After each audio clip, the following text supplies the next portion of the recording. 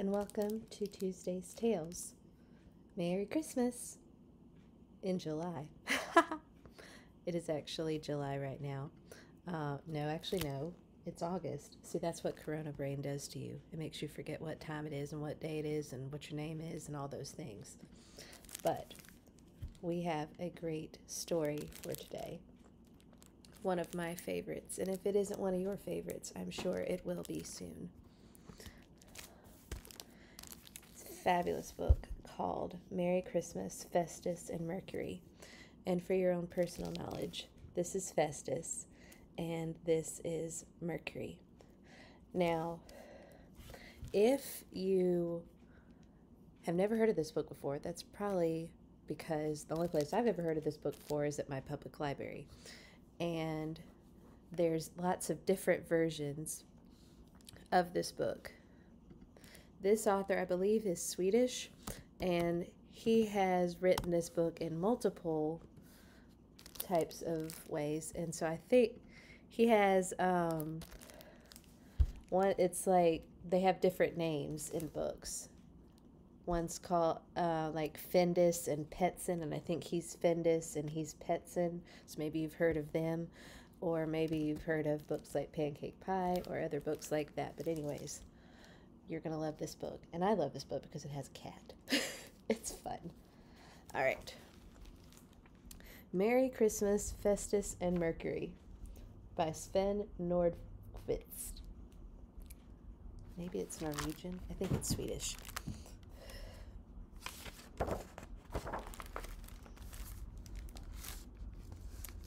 For 2 days, Festus and Mercury had stayed indoors watching the snowfall.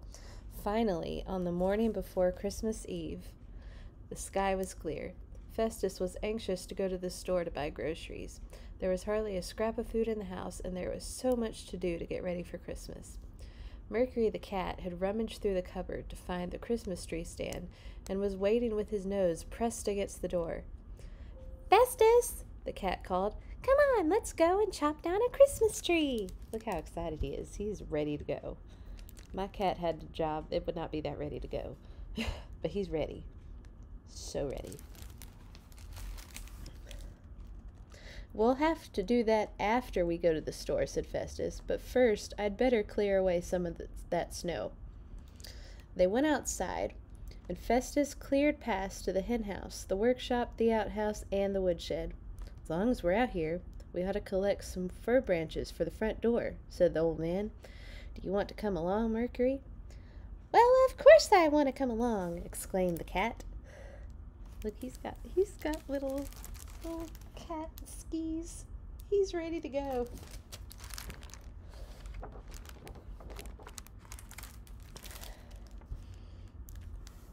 As Festus climbed up the hill, he cut branches, and Mercury piled them onto the sled. When the sled was full, they started back toward home. All of a sudden, Festus slipped, and the sled flew forward, knocking the old man right on top of the fir branches. The next thing he knew, he was speeding out of control down the hill.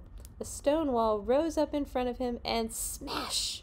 The sled, branches, and Festus tumbled into the snow. Oh, Lord. That's quite an accident. Apparently Mercury does not think it's an accident. He's having a big old time. And also, as a note, you're going to see how these little critters throughout the book, like, they look like little gnome people. But they do funny things like ski. Alright. The cat laughed and cheered, "Do that again!" But the old man did not look as if he thought it were that funny at all. He moaned and groaned and struggled to his feet. "Ah, rats," he flinched. "I really done it this time. I can't stand on my foot." Mercury stopped laughing and tried to think of something helpful to say, but he couldn't.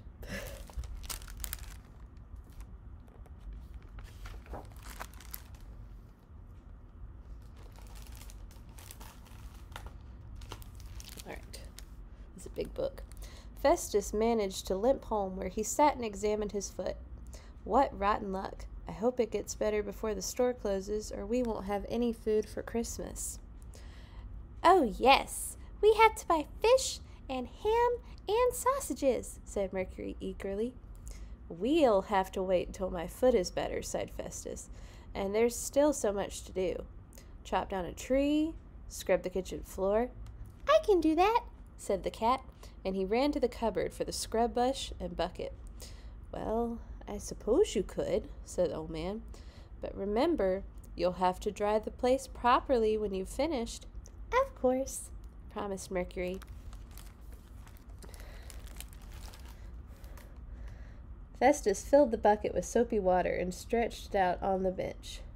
He hardly had both feet up before the water came rushing across the floor. Mercury had knocked over the bucket and was surfing across Kitchen Creek on the scrub brush. He balanced on one leg, then another, zigzagging around the furniture. Waves of water rolled across the kitchen and splashed into the back door. Oh dear. Once again, Mercury is having a big time.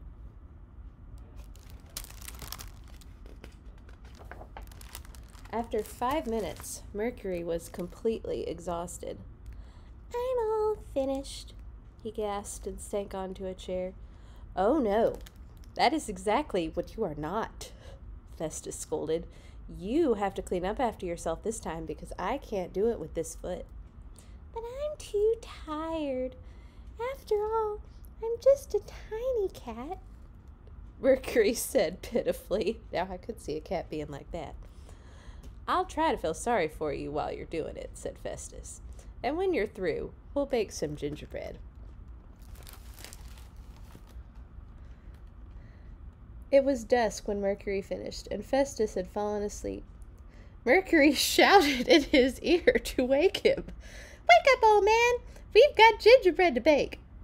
Festus hobbled to the pantry to get the gingerbread dough left over from last week, but when he looked in the bowl, there was only a little lump left. It shrank, Festus said. Yes, funny thing about dough, said Mercury. It just disappears. Maybe some cat ate it, Festus asked. Maybe, said the cat. Or some old man, perhaps. Perhaps, said the old man. Yeah, if it all filled in that bowl, somebody did something to it. But yeah, look, this is what I'm talking about. See all these little critters just flooping around? I don't know where they came from, but they lived there.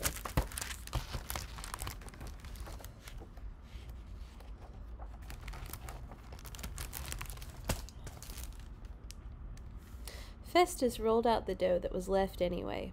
Mercury cut out the shapes and ate the pieces in between. Then they sat together, drinking coffee, eating gingerbread, and staring into the darkened window. The house was silent and still as they thought about Christmas and how it was turning out.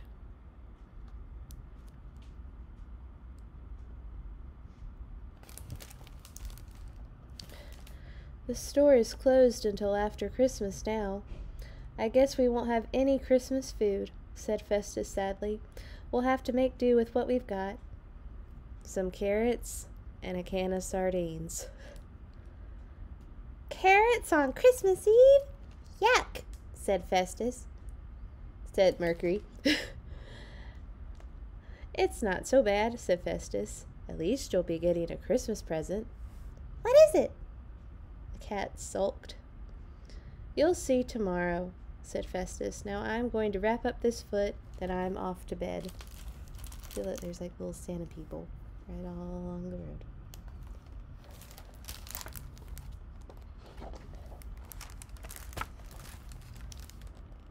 Festus wrapped his foot in 2 woolen socks, a sweater, and a pair of long johns and tied it all up with a piece of string. Now the foot really looked sore. Then he went to sleep. Mercury stewed a while longer. Then he remembered there was one thing he could still do. He ran to the workshop to get the potato peeler he had found the other day. It might have been a lousy day before Christmas Eve, thought the cat, but at least the old man will get a present. And when he finished wrapping the present, Mercury felt a lot better.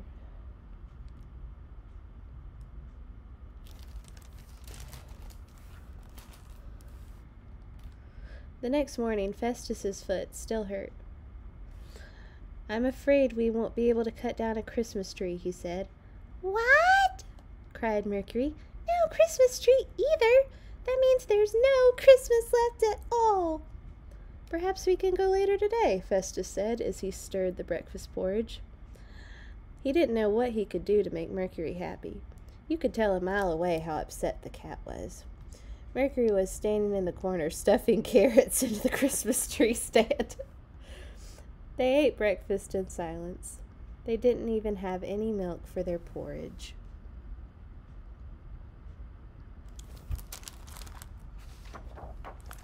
Then there was a knock at the door. And Axel, the neighbor's son, peered into the kitchen. "Merry Christmas, Festus," he said. "Came to help you clear the snow, but I see you've done it yourself."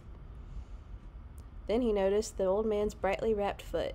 Festus told him what happened. "Have you got enough food and wood and everything?" Axel added. "Well, we'll manage," mumbled Festus. At this, Mercury could not keep quiet any longer. He was hopping mad and sputtered. "We won't manage at all. We've got no food, only carrots and no gingerbread and no Christmas tree, and I don't expect there'll be any Christmas presents either." There, calm down," Festus shushed him. "We'll get by, but it would be good to have a drop of milk and some wood perhaps, if you don't mind." Axel stocked them up with a good supply of wood. Then he promised coming back later with some milk. Whew, that's a riled up kitty. Mercury was still unhappy. He shook the carrots out of the Christmas tree stand and tried to screw in a piece of wood. "I think I know how to make a Christmas tree," said Festus suddenly. Festus told Mercury what to do. The cat ran outside and soon came back with the branches they had cut for the front door, along with a stick and a drill. Festus drilled lots of holes in the stick. Then he screwed the stick into the Christmas tree stand, and he and Mercury carried everything into the parlor. Looks like a power pole.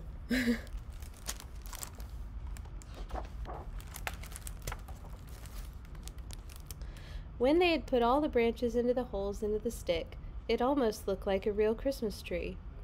"I wonder if that box of ornaments is under the bed," said Festus. "You can wonder all you like, but that box is in the attic, and there it will stay," replied Mercury. "You can't get up there with that foot, and I can't open the door." "I have another idea," said Festus. "Mercury, go to the workshop and see if you can find anything red or shiny, and I'll look around in here." Festus hobbled around looking in drawers and cupboards. He found spoons, a clock, a thermometer, and a little metal monkey. Mercury came back with a brush with red paint dried on it, a bike light, some springs, and other odds and ends. Festus tied a piece of red thread to each new ornament, and Mercury hung them on the tree.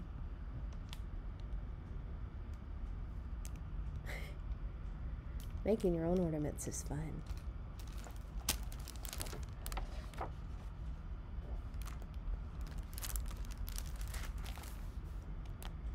Then there was a knock at the door, and Axel came in with a little pail of milk and his mother, Elsa. "Merry Christmas, Festus," said Elsa. "We've brought you some Christmas food. How's your foot?" "It'll be all right, but you needn't have brought us any food.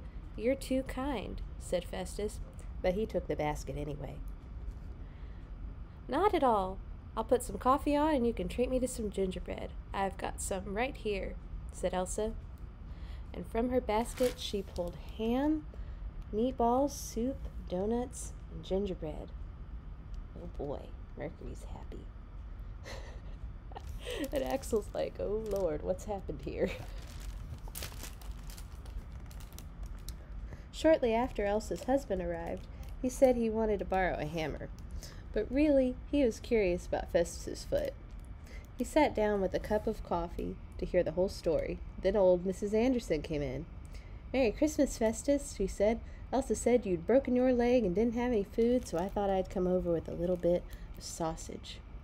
Festus bowed and thanked her and offered the old woman a seat. "Mrs. Anderson's Christmas sausage is so good," declared Elsa. "I think I'll break my foot as well."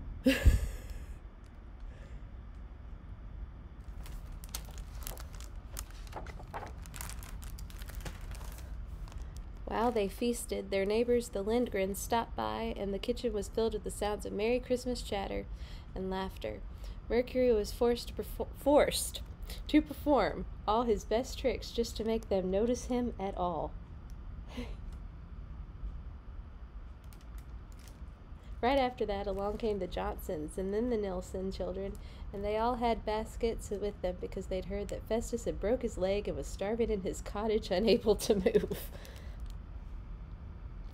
Small town life, huh?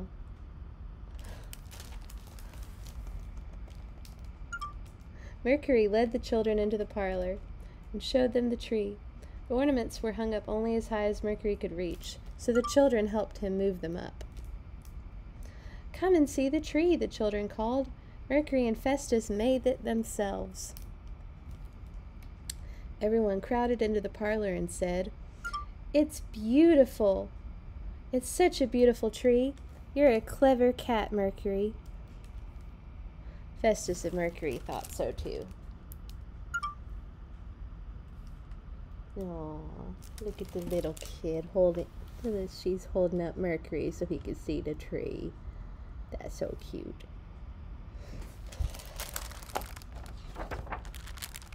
Soon it was dark, and everyone had to go home.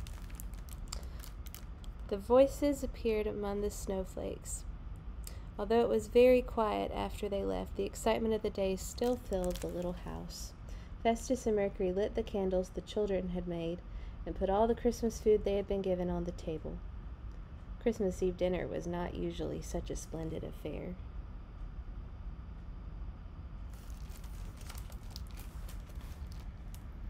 Then they went to the parlor and lit up the tree and gave each other their Christmas presents. Mercury got a yo-yo, and Festus got the potato peeler. They watched the fire burn down while they listened to Christmas carols, and Festus was happy. What a Christmas Eve it turned out to be, Mercury. We have such nice neighbors, don't you think? Mercury didn't answer because he was fast asleep. He must have been happy too, though, because there was a smile on his face. Aw, you kitty.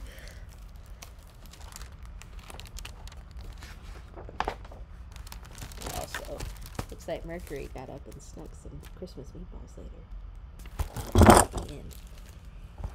Alright, so today, instead of a Bible story, I want to encourage you to start reading the book of Luke. If you read all 24 chapters between now and Christmas Eve, you will begin at the Christmas story and end at the Easter story. There are just enough days. And if you're like, it's December 8th, what do? You catch up. That's what you do. And Luke is a very easy book to read and get through. And I encourage you to start reading it all for Christmas. And we'll have a cool, awesome new Christmas book ready for next week. And we'll see you then.